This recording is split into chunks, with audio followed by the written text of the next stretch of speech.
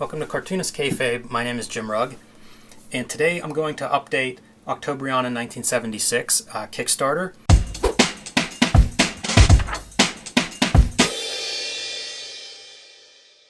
The Kickstarter has ended. However, you can still pre-order Octobriana 1976 online from BackerKit. That is Octobriana1976.backerkit.com. You can find a link on the Kickstarter page for Octobriana 1976, and you can pre-order it from your local comic shops. The diamond order code is APR208720. So you can still get on board Octobriana 1976 if you missed out on that initial Kickstarter. Now I'm starting to get the actual pieces of the project are starting to come in from the various printers, and so I'm very excited. This week I got copies of the Octobriana 1976 Retro Color Print Edition, which is what you're looking at right here. Interesting backstory to Octobriana 1976 Retro Color Edition. Octobriana 1976 is a blacklight comic book, the world's first blacklight comic book, which means it's being printed with fluorescent inks.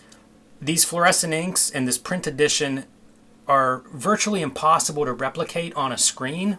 And so when I decided to do Octobriana 1976 as a Kickstarter, one of the big challenges was, how do I offer a digital version of this comic book? One of the common things I found in researching comic book Kickstarters is the digital component. A PDF of the comic book is pretty standard offering in most of the comic books that I have seen go through Kickstarter. And so I had a challenge in that I designed Octobriana 1976 as a blacklight comic intended for print. It doesn't really work on screen. And so I had to figure out a way to make the most of the Kickstarter platform, and that meant creating some kind of PDF version of this comic that I thought would be satisfying on a screen. And whenever I started to work on that, I actually ended up creating 3 different digital versions of Octobriana 1976. One version is with very bright neon colors to try to approximate the blacklight fluorescent look of the print edition. I also made one that is black and white explosion comics style, so black and white interiors that replicate a lot of the 1980s black and white comic books that I love and that I often put under the camera here on our channel. And the third option was a retro edition. So Octobriana 1976 is set in the 70s. I've done other work set in the 70s like Aphrodisiac. I've worked with these color palettes that approximate that older back issue comic look and style and color. And so once I started trying to make digital versions of this comic, I thought I would try to make one that looks like a 1970s style, like it came out in 1976. And so I made the digital version. I had a very good time making it and sharing those images online, and pretty soon people were asking for a print edition. So I started to look into that option. And I ended up making print editions of both this retro color version and also the 1980s style black and white explosion version. I don't have those yet. I did some sample prints on that, and I haven't gotten the actual print run back from those. Whenever that shows up, I will be sure to share those online as well. But for now, this is the first one that's come back from the printer in a finished state, and so I'm excited to kind of like share this with everybody and talk about some of the decision making that went into making this particular version and this print version. One thing you'll notice here is kind of the faded edges. So the way I make a lot of these retro style effects is I just look at old comic books that I have in my collection lying around. Sometimes I scan them at a very high resolution so that I can take a close look at the paper and the color dots and how they actually look. And sometimes you just notice, if you have old beat up comics, back issues, especially from the newsprint era, you'll see the edges have greater discoloration, a darker yellowing that happens around these edges. And so a lot of this is just based on observation whenever it comes to some of those details, with the inside being a little bit lighter and a little bit more saturated, the whites being closer to white, in other words. Another little detail whenever I was prepping the files for this particular edition is I knew that the inside cover is going to be printed on, cover stock, on glossier paper. And so one of the things that I chose to do was I did not repeat like the discoloration. You can notice there's a little greater discoloration around the edges. Again, I think it has to do with the acid in the paper. I don't know if it's because of the oils of the, being touched on the edges. That tends to be where, if you're reading, this is where your oily fingers are going. I'm not sure if that's the reason, or if those are the edges, that are exposed to sunlight and the elements and stuff, and as a result, they tend to draw the acid out or something.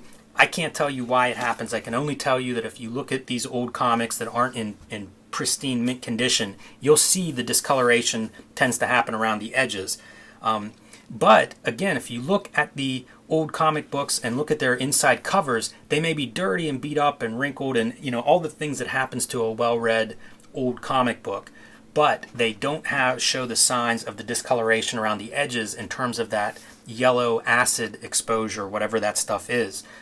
The most you would see is just a little extra dirt or something around the edges, and so I did not discolor these as much, and I also made them a little bit more saturated because the covers are coated stock, unlike the insides. And so, whenever you're trying to approximate a certain age, a certain look, discoloration, all of these things, I just look at the detail. I look at examples that I have on hand. I try to look closely at those details for references, and then try to approximate that in the color preparation and the file preparation that I make whenever I'm creating something that is supposed to be an aged object or a period-specific object, such as this book.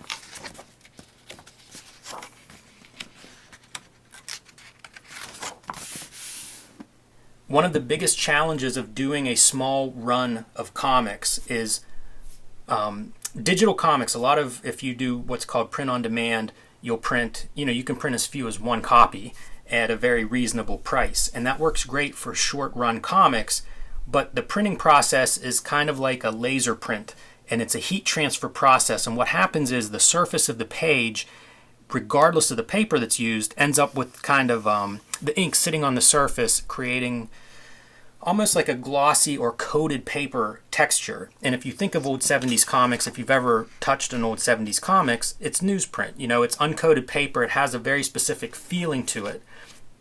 And that's important to me in creating this. Like any of these objects that I'm making in print editions, I want them to be worth my time and worth everybody's money that's buying them. I want them to feel special and to work as an actual physical object. I made this originally for digital screen presentation, and I think it works well there. But if I were going to make a print version, I want it to work equally well in print. So that was one of the biggest challenges, was just trying to figure out how I could print a small run of these but still retain that uncoated paper feeling. So I found a company called Mix'em online. I did some research online. I talked to some people who had used different printers, and they do digital printing. They do small run printing, again, all the way down to one copy if that's all you want, but they also offer offset printing. Once you get up to a certain quantity and it starts to make sense financially, and that's the trade-off with offset versus digital. There's more setup for offset printing. You have to create plates. There's a lot more setup on the presses, and so there's an initial cost, and that cost is offset if you print a large quantity of books. If you're printing one book, that means that one book is going to be charged for all of the setup and all of the plates. Fortunately, this company offered both options, and you could see which option you would get based on the specs that you would fill out online. So the other nice thing that I found with Mix'em is they offer a print sample pack on their website, and so that's what this is. And whenever I started researching some different printers, I quickly grabbed the sample pack. I ordered that first, free of charge. They send it out, and there's no substitute for actually getting the paper and seeing some samples printed on that paper. So this is what was included in the sample pack. Basically, there are 5 pieces that came in this, and they show the capability of Mix'em, the papers that they have, and they're very clear on what these pieces are, what paper stock they're printed on, what options are used to print them, prices for the samples. As you can see, this is just a flyer, but again, kind of a nice reference. So I'm going to discard these right away just because they weren't what I used. This is a sample comic book. They do a lot of comics and magazines, and this is a sample comic that's printed on a satin finish. Satin finish is kind of a cross between gloss and uncoated. If you can see as I turn the page, you can see there's a little bit of a light glare on here, but not nearly as much as whenever I turn this. This is a glossy cover. You can see the light reflecting off of this much brighter than you do something like a satin finish. So kind of nice, and it gives you an idea of how color actually sits or reproduces on this paper stock. So these are the two pieces that I am going to focus on for Octobriana. So the piece on the left here, this is a catalog that's printed on an uncoated stock. And the nice thing, as I said in their sample packs, they tell you what paper is used. This is an 80-pound uncoated for the insides. It's a 120-pound uncoated for the cover. So not quite same as interior, which is often common. A lot of the image comic books are printed with what are called self-covers. That means it's the same paper as used inside. This is both uncoated, but this is a heavier paper, so you can't feel it at home, but this is kind of like a cardstock. You know, it's thicker. It feels like what you would think of as a cover, probably about the weight of an index card, maybe a little bit heavier depending on the index card. And then the inside is this 80-pound uncoated text paper. And two things with this. Whenever you're dealing with paper, I think there are three qualities that I look for in paper. One of them is the feeling. And so here's some ASMR for all of you at home. As I touch this paper, listen. So I don't know if you can hear that well, but it's the feeling you get whenever you actually touch the paper. You know, it's pretty self-explanatory. But again, it's different for different comics. So if you're trying to evoke a book from the 1970s, you can definitely feel a difference between a coated stock, a glossy stock, or this uncoated paper. So right away that appealed to me. This is not an option that you usually see with digital printing. Again, because once you put ink on top of it, it changes the surface of the paper. So it's very hard to retain this kind of, again, notice the gloss. Whenever I move these pages under the light, you don't see a glare on these particular color images, and that's because it's uncoated. And this is offset printed. This is not digitally printed. Again, when you get to a certain quantity with this company, they go to the offset press.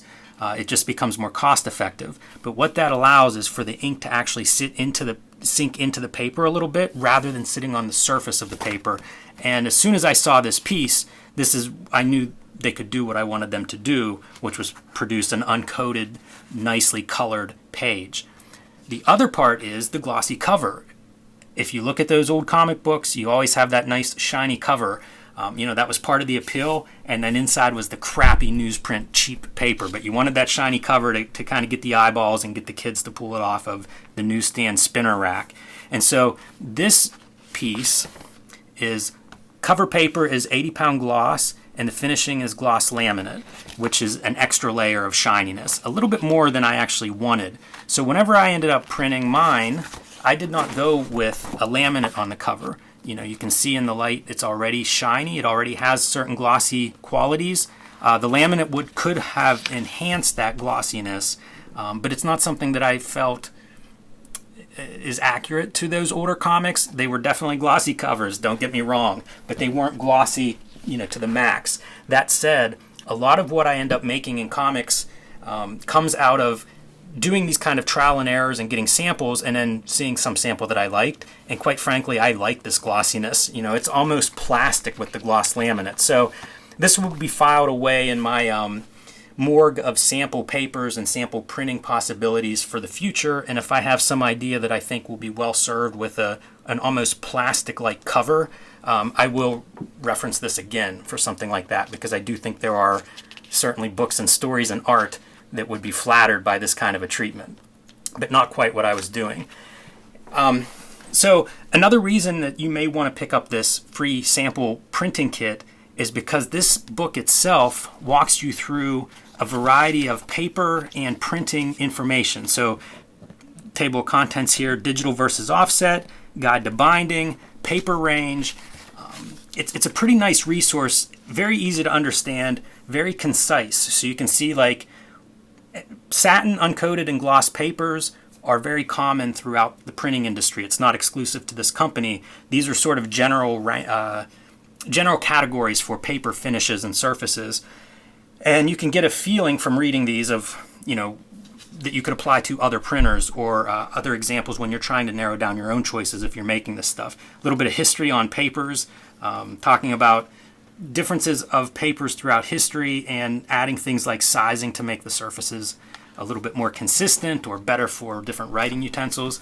All interesting if you care about paper and working in print. And then these are some of the paper weights that they offer. I ended up going with a 70-pound text, which is a little bit lighter because the thing I couldn't do is print this on newsprint. And if you reference your old comic books, you'll see newsprint is even thinner. That stuff is usually printed on a web press, and the web press prints off of a giant roll of paper, which is partially how they're able to print on paper that is even thinner than this. But this was about as close as I could get without going to a web press, which has its own challenges and are getting harder and harder to find. These are some of the paper finishes that you could apply. Mine is unfinished. There's no extra surface applied to this because, again, I wanted it to feel like it was uncoated. And then it explains the differences between digital and offset. So this is a nice reference on its own if you're out there making comics and you're interested in, seeing what's available and kind of exploring some of those options that are out there. So again, that's mixem.com is where I got that information. So that's basically the summary of this retro color edition of Octobriana 1976. I have started to sign all of these and put them into bags and boards to prepare them for shipping for the Kickstarter fulfillment. I don't want to go too far into the book. I don't want to give away the whole story here. I think this is about as far as I got whenever I was showcasing the black and white prototypes that I printed last time. But it gives you a sense of how this turned out. I'm very happy with the end results, very happy with the printer and what they produced, and pretty excited whenever these showed up, and pretty excited to share them with all of you. So if you have not ordered your copy of Octobriana 1976, the retro edition, you can still do that. If you're back to Kickstarter, you have the option of adding this to your Kickstarter. If you missed the Kickstarter, you can still pre-order this through octobriana1976.backerkit.com. This is not going to be sold through comic shops. However, we are going to include this when comic shops order 10 copies of the Octobriana 1976 Blacklight comic book. We are going to send them a copy of the two variant editions. So that's one possibility. If you want to tell your comic shop to order 10 copies of Octobriana 1976, you could get a variant that way, or you can pre-order it right now on octobriana1976.backerkit.com. Thanks to everybody who has supported Octobriana 1976. This comic would not exist if not for your very direct support on the Kickstarter, and I'm super excited that I got to make this. So thank you again for all your support there.